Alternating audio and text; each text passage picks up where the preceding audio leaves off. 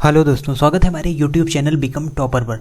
और हम लोग अपनी फिजिक्स की क्लास में प्रैक्टिस कर रहे थे। यूनिट वाइज हम क्वेश्चंस की प्रैक्टिस कर रहे थे। और पिछली क्लास में हम लोगों ने पढ़ा था यूनिट 4 के जो हमारे इंपॉर्टेंट क्वेश्चन थे उनका हमने फुल सॉल्यूशन देखा था। और ये है हमारी यूनिट 5, यानी आज की क्लास में हम लोग यूनिट 5 के जो हमारे क्वेश्चंस होंगे उनके बारे में डिटेल से डिस्कस करेंगे। और इसकी पीडीएफ ऑलरेडी आपको अवेलेबल करा दी गई है टेलीग्राम चैनल पर। तो टेलीग्राम चैनल को आप ज़रूर ज्वाइन करें और वहाँ से पहले आप क्वेश्चंस की प्रैक्टिस करें, देन फिर आप वीडियो देखें। तो फिर इस प्रकार से आपको पूरी तरीके से जो क्वेश्चंस हैं वो तैयार हो जाएंगे, एकदम प्रिपेयर हो जाएंगे। तो चलिए स्टार्ट करते हैं आज की क्लास को और देखते हैं सबसे पहला जो हमारा क्वेश्चन है आज का।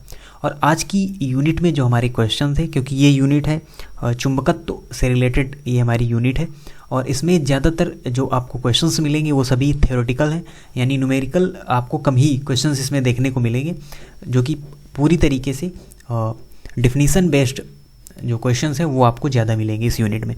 तो चलिए स्टार्ट करते हैं आज की यूनिट को और देखते हैं सबसे पहला जो क्वेश्चन है, पृथ्वी के चुंबकीय क्षेत्र का ऊर्ध्वाधर घटक कहाँ पर शून्य होता है। तो देखिए, जब हमने ये यूनिट पढ़ी थी और हमने कल की क्लास में आपको बताया भी था कि आप पहले इस यूनिट को अच्छी तरीके से पढ़ें, फिर आप इन क्वेश्चंस को ट्राई करें सॉल्व करने के लिए। और फिर अगर आप नहीं कर पाते तो फिर आप वीडियो देखिए और फिर से सॉल्यूशन आप यहाँ से ले सकते हैं।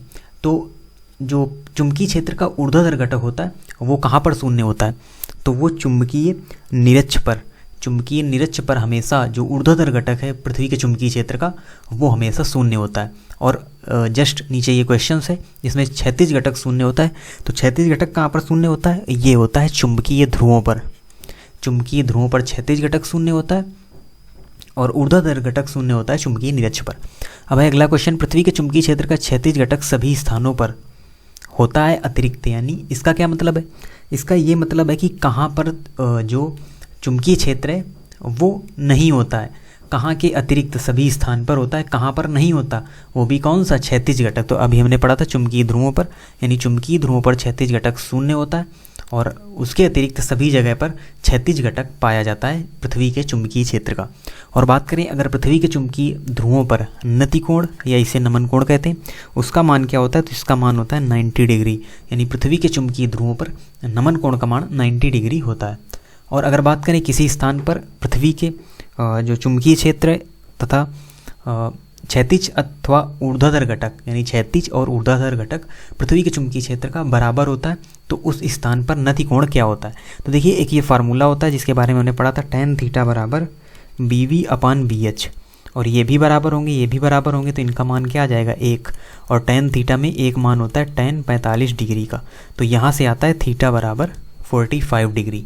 तो इस क्वेश्चन का आंसर होगा 45 डिग्री, और वो भी इस वाले फार्मूले से tan थीटा बराबर BV/BH। बढ़ते हैं अगले क्वेश्चन की ओर।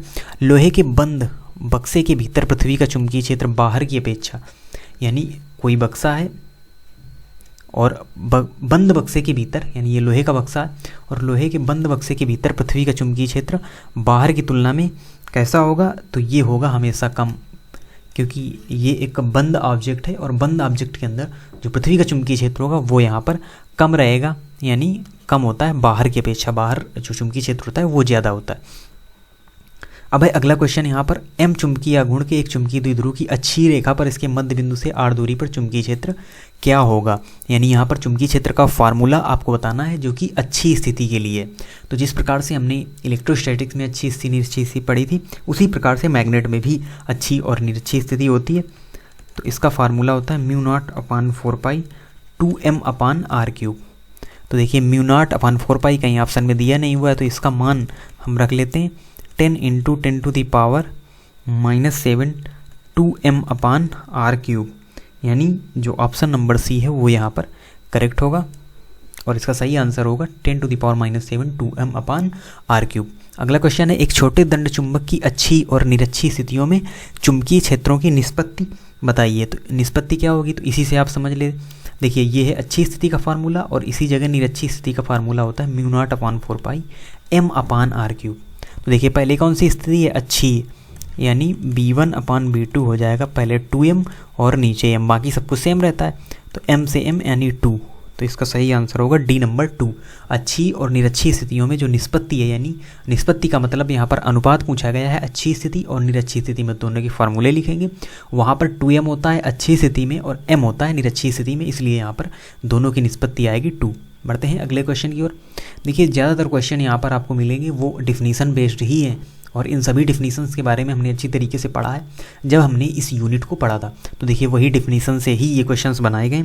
तो पृथ्वी के तल पर क्षैतिज क्षेत्र वाले बिंदुओं को मिलाने वाली रेखा को क्या कहते हैं? तो जो ऐसी रेखा जो पृथ्वी के तल पर क्षैतिज क्षेत्र वाले बिंदुओं को मिलाती है उसे हम कहते हैं चुंबकीय निरक्ष। उसे कहा जाता है चुंबकीय निरक्ष।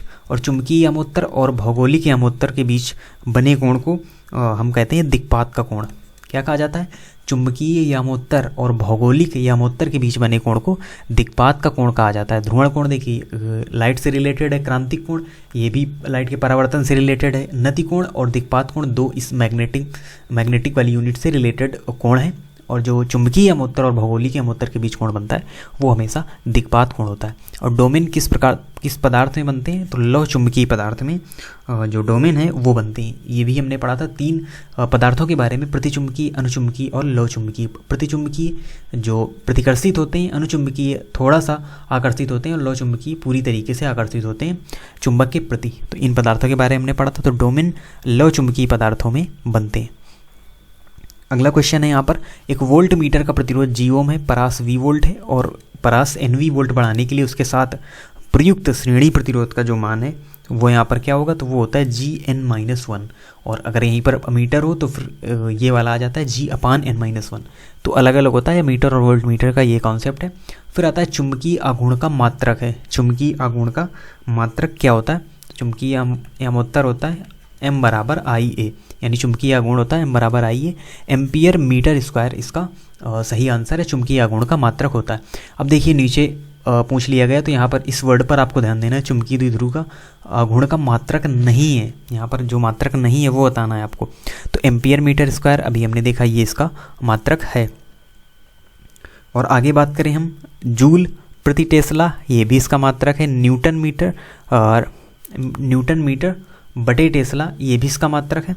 और बात करें अगर हम T/J, ये क्योंकि Tj-1 लिखा हुआ है, T/J ये ऑप्शन सही होगा और ये चुंबकीय द्विध्रुव आघूर्ण का मात्रक नहीं होगा, यानी ऑप्शन नंबर बी सही है क्वेश्चन के हिसाब से।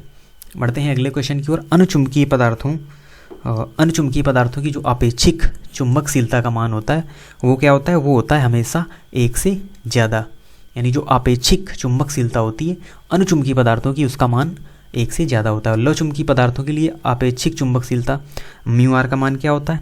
ये 1 से बहुत ज़्यादा होता है, क्योंकि लौह चुंबकीय पदार्थ बहुत ही ज़्यादा आकर्षित हो जाते हैं चुंबक के प्रति।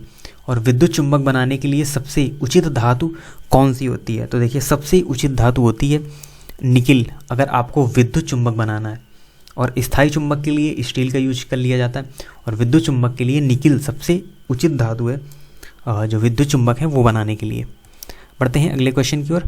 जब एक m चुंबकीय आघूर्ण वाली क्षण चुंबक एक समान चुंबकीय प्रेरण b वाले चुंबकीय क्षेत्र में थीटा कोण से विक्षेपित होती है, तो ऐसा करने में किया गया कार्य क्या होता है? तो देखिए हमने फार्मूला पढ़ा था W = mb1 - cos θ। तो ये फार्मूला यहाँ पर सिर्फ और सिर्फ फार्मूला ही पूछा गया है डायरेक्ट यहाँ पर। फिर उसी से रिलेटेड एक क्वेश्चन भी नीचे है। 10⁴ जूल प्रति टेस्ला चुंबकीय आघूर्ण का एक क्षण चुंबक है, क्षैतिज तल में स्वतंत्रावस्था में घूम रहा है। 4 × 10⁻⁵ टेस्ला के क्षैतिज चुंबकीय क्षेत्र में इस क्षण चुंबक को 60 डिग्री कोण तक घुमाने के लिए किए गए कार्य का मान ज्ञात कीजिए। तो देखिए W = m भी दिया हुआ है, b भी दिया हुआ है, 1 - cos θ भी दिया हुआ है। तो m दिया हुआ 10⁴ और b 10⁻⁵ और 1 - cos 60 का मान होता है 1/2। तो यानी यहाँ पर क्या आ जाएगा? 10⁻⁻1 × 4 × 1/2। 2 से ये कैंसिल हो जाएगा 2 और एक -1 है, 0.2 जूल ये इसका सही आंसर होगा। 0.2 जूल ये इसका आंसर आएगा। अब नीचे देखिए यहाँ पर सब कुछ सेम है, यानी B चुंबकीय क्षेत्र है, M चुंबकीय आघूर्ण है और 180 डिग्री घुमाया गया है। तो W बराबर MB 1 माइनस कॉस 180 डिग्री, और cos 180 डिग्री का मान होता है -1, यानी 1 माइनस माइनस 1, यानी ये हो जाएगा 2। तो W बराबर 2 MB, इसका सही आंसर आएगा W बराबर 2 MB, यानी ऑप्शन नंबर डी यहाँ पर सही होगा। देखिए एक ही जो फार्मूला था उसी से रिलेटेड एक न्यूमेरिकल देखा हमने और एक कॉन्सेप्चुअल न्यूमेरिकल हमने यहाँ पर देखा। बढ़ते हैं अगले क्वेश्चन की ओर।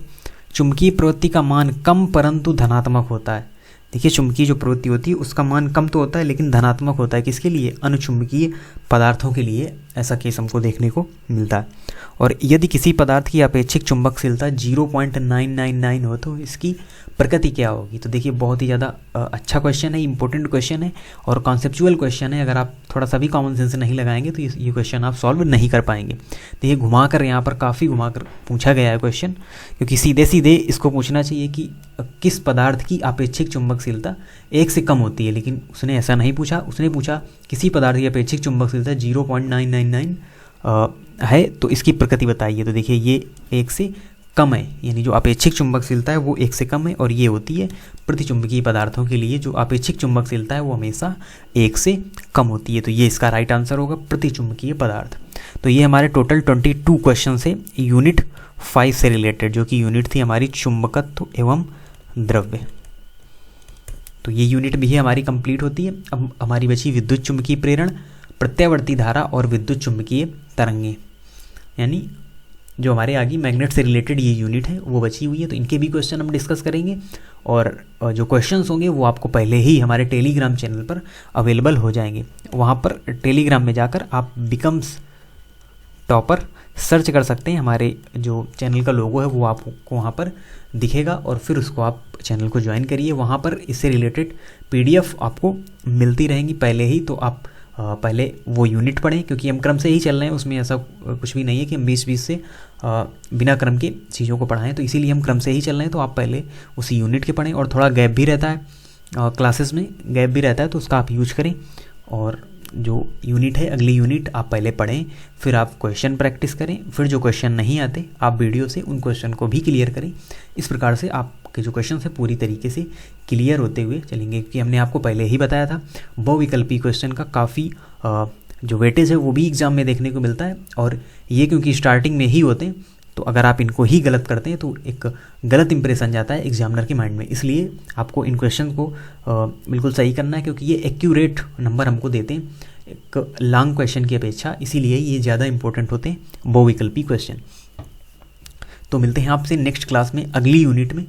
तब तक के लिए धन्यवाद, और इसी तरीके से पढ़ते रहिए, अपनी पढ़ाई को लगातार निरंतर जारी रखें। धन्यवाद।